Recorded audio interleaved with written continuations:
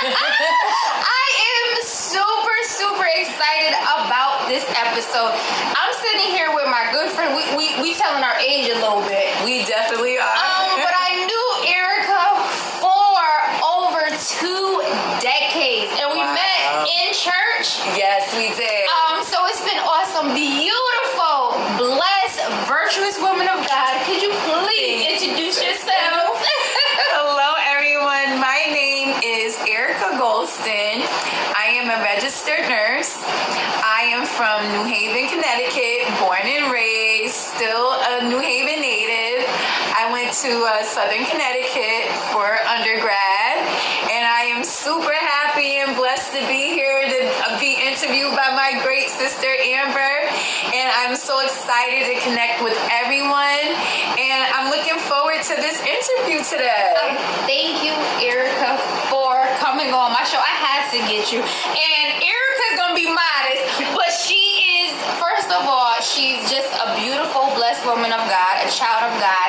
She is a wife. She is a mother. She is a homeowner. She is an owner of a medical spa that we'll get into it. A nurse, a great daughter, a best friend. I could go on and on. Oh my gosh. And she has a serving heart, and she's just full of life. Y'all gonna love this interview because her energy matches mine. Yes.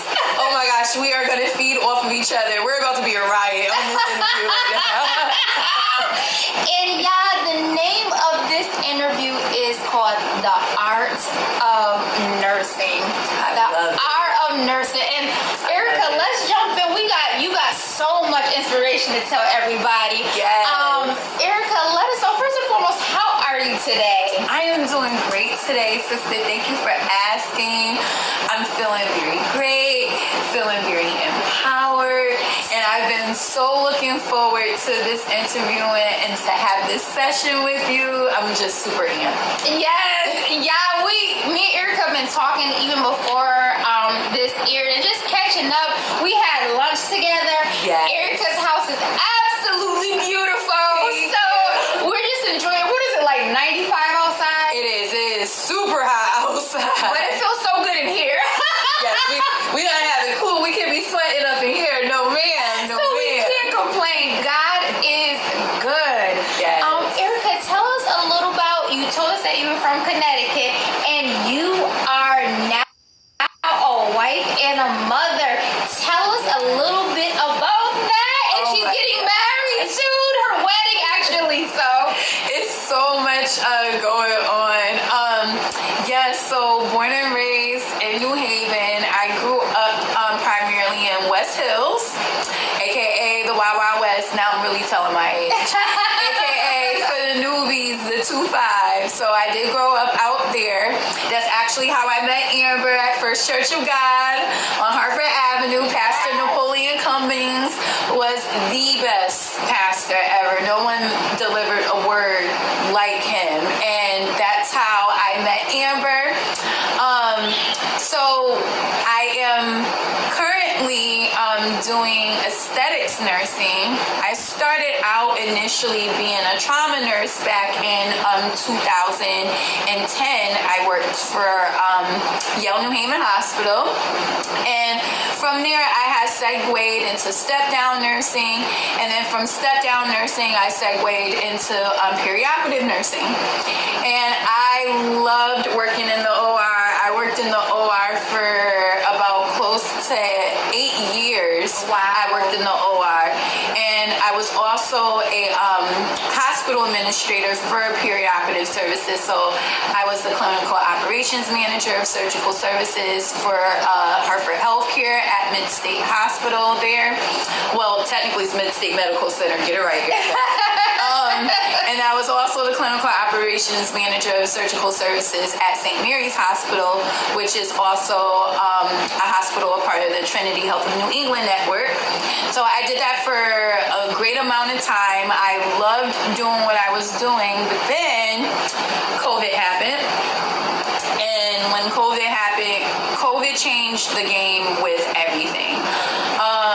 There was was just a lot of like changes in the workforce environment, you know, for us nurses and things like that, us healthcare professionals. And I just needed a change, Right. because I was just super burnt out being around all of that and seeing the things that I saw. It took its toll after a while. So I wanted to get my happy back again, because I always wanted to be a nurse. She did. I always wanted to be a nurse. Ever since I was a little girl. Yes. That's why Amber's like, yes, she did. At 10 years old. Yes. Yeah, I remember Erica talking about it. And when Erica says she's going to do something, she have a vision, she's going to do it. I gotta do it. I remember back in West Hills when people used to like break their dolls or their toys, they would like bring it to me and I would like bandage them up and get them back right and new again. So I was just like, I just want to be a healer. Like, I want to help people. And that's how I segued into nursing in the very get-go of things. So I just wanted to help, you know, not only get my happy back in nursing again, because I didn't want to end up resenting the profession, that I was like, in order for me to get my happy back, I gotta help people get their happy back. Yes. So a way that I can do that is through aesthetics, and that is now my new calling. I love aesthetics nursing. It feels good to help my clients and have my clients feel confident and pretty, feeling sexy, you know, feeling back to themselves like they were years ago. Maybe they could have lost themselves in time from, it could have stemmed from work, children, family, relationships, you know, many things, you know. So it's good, you know, that I can help my clients get to those goals. Yes. And help them feel happy, and them feeling happy is what's fulfilling for me. That's better than any dollar amount, than anything that I could ever receive, because to tell you the truth, it's really not about the money for me. Yes. It's about what I gain from a fulfillment standpoint. And yeah, even when we was younger, Erica just had a serving a heart. So Erica, let's bring it back a little bit. Oh my goodness, nursing. You hear the program is competitive. It is rough. Yes. How was your college experience being a nurse? Were there ever some moments where you like, I can't do this? It was very challenging for me. I would say that I always loved school. Right. Like, school was everything to me. I am like the biggest nerd ever. The hugest nerd. Amber knows this. I used to love to read like all the time. I was the biggest bookworm ever, and I still am to this day. So school has always been like it's always came natural to me. And I didn't really struggle necessarily with like academics. I think what I struggled with the most was me trying to get to where I needed to be, like with my goals and where I wanted to be in life, and my life circumstances, how those were playing out, were causing barriers for me that I had to jump over. But for me to jump over those barriers, it was very, very cumbersome, and it was not easy.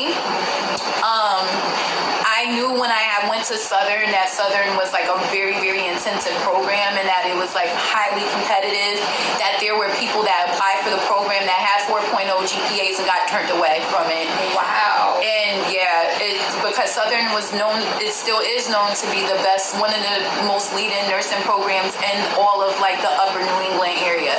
Right. So I was like, you know what, I'm going to get in this program and I'm going to do this. Because Yes. one thing about me is I love naysayers. When people say or think that I'm not going to do what I want to do, I love proving people wrong. And that was one thing that I was experiencing from how I was growing up, from my upbringing. I've been through a lot growing up with my family life. And with all that being said, there was a lot of people that were hoping that I wouldn't make it, or thought that, you know, I would end up being, you know, just a product of my environment. And I I wanted to like surpass that and prove people wrong. Yes. And show that you can do it. Like, you don't have to fall into what you see. You're supposed to take what you see and help that mold you into becoming the person that you want to be in life. Yes. You know, and then to go back and to help mentor and to help other people, like, listen, you don't have to go this route. There's other ways that you could go about it to do it. And I didn't have no one to show me that. I had to figure that out on my own.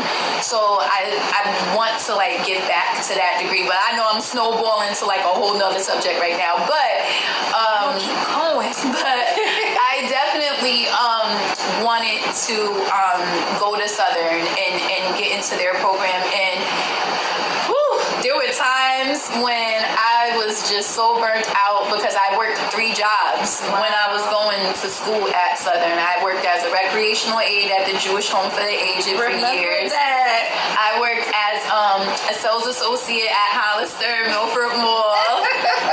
And then I also worked for Res Life as a CA at Southern, like on campus during the summer breaks and the winter breaks to help upkeep the dorms or whatnot, and that's how I was able to stay on campus all year round. So I was tired from working all those jobs and dealing with the nursing studies within itself. It was very, very challenging. I remember I got my first C, and I know you like, what? Just a C? Yes, I used to cry about having C's because I used to be a full honor roll student, so anything less than a B was a problem for me and my mama. So she didn't play that. So when I got my first C, and I didn't realize that in Southern, C's were considered fails for the nursing program. Wow. I was like, wait a minute, I thought a D or an F was a fail. No, a C is considered a fail for nurses. So that was like a huge shock for me, and I was just like, am I meant to be a nurse? I remember I called everyone up. I was like, I think I made a huge life decision. I might need to just change my major. But I had my best friends were like right behind me, and they were like, Erica, no, you can do this. Like, you're a dork. You got this. Like, get out your feelings because you got to see and get through it. And I was like, you know what? Y'all are right. So I stuck through it. And I would say in my last year, that's funny how you had mentioned in the beginning of the interview, sis, when you was like, you know, you're a wife, you're a mom. So how the mom part came into play was I got pregnant with my daughter within my last year of nursing school. Yeah. That was a challenge. And I love my daughter. My daughter is now 12. She's about to be 13. She is so beautiful, y'all. Getting telling ages over here, big time. But my daughter, she's like the light of my life. And she was not planned, but she's my biggest blessing ever. And going through that in nursing school, it was tough. I was the only pregnant person in my class in the nursing program. A lot of people didn't even know I was pregnant because I didn't start showing until probably my 7th month. And so by the time I was showing, I looked as if I was probably 3 or 4 months. And then they were like, oh, well, what do you do? 2 months, like literally right around the corner. I never took a break from the program. I literally remember I had my daughter on a Monday. I got discharged from the hospital on Tuesday. I was back in class by Wednesday. Oh, wow. I didn't miss not one day. Wow. And I prematurely turned in any type of feces and reports. I can't even talk. Feces and reports that I had due. I made sure I turned those in advance so that I wouldn't get deemed for it. So I was really on it because I did not want to get set back because a lot of people thought because I was pregnant I wasn't going to finish the program. Right. But I did, and I finished on time. I had to do that. Congratulations. Thank you. Erica, even in that moment, what made you think okay, I just had my daughter, I'm discharged and I'm going back to school. What was your motivation to say, I'm going to get this done? Because you could have said, you know what, let me take a break and let me come back. But what was the motivation for you to say, you know what, I'm going to go get this done? My biggest motivation was my daughter, because I knew why I was in the program in the first place is because I wanted better for myself. Right. And I couldn't get that from anyone else around me. I was in charge of that. So, and of course, you know, the glory and guidance of God, you know. So what I did was I thought about my daughter, and I was like, I can't raise her off of the money that I'm making. I can barely take care of myself. I gotta keep pushing. I gotta keep moving and get this goal, because this goal is now no longer a goal for me now. Now it's a necessity for me to have. Oh, I like that, Erica. Yes. Now it's a necessity at this point.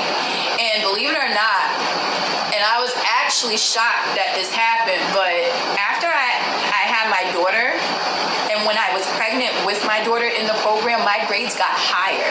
Wow. I left with a higher GPA. I think it's because my daughter was my driving force behind everything. Like, I was like, I gotta get this for her. I have to do this for her. Like, if I don't do this for her, I fail her. And if I fail her, then I'm a failure. And I didn't want to fail at anything. So that is like really what pushed me the most. It was so great when I walked at graduation and then I saw my baby just like waiting for me. Like, once I got off the stage and I got to her, Tiana was just barely like 4 months old when I graduated. Like, literally when I graduated is when she started sleeping throughout the night. I was like, yes. I was like, Lord, thank you. I'm sure mothers could understand that. Oh Yes. my goodness. But the biggest thing that I do want to say though, like, I couldn't have done it alone. It definitely took a village. And my mom was my biggest support system for me to finish nursing school with my daughter, because had it not been for my mom like stepping up and being there like with childcare and everything, like I would not have finished that program without her support and her guidance for that. So love you, mommy. Thank you. Shout out to Monique Gholston. Brick baby. Ashman Street. Gotta plug it in. Plug it in. Because she made you, especially you and your daughter, for where you are today. Yes. Wow, Yes. Erica. And you got through it. Yes. So then, all right, so you finished school. Yeah, finished school. How was it like, you're a first-time mom? How was that journey like for you? Woo! Motherhood. Motherhood was really hard for me at first, because I think I had a double whammy, because when I started off in motherhood, also started off in my nursing career. So it was like I had 2 crying babies at the same exact time. Right. You know what I mean? So now I have this lovely young baby that is requiring all of my energy and all of my time. But then I have this new career that's super demanding that I have to just jump headfirst into and adjust to that. Right.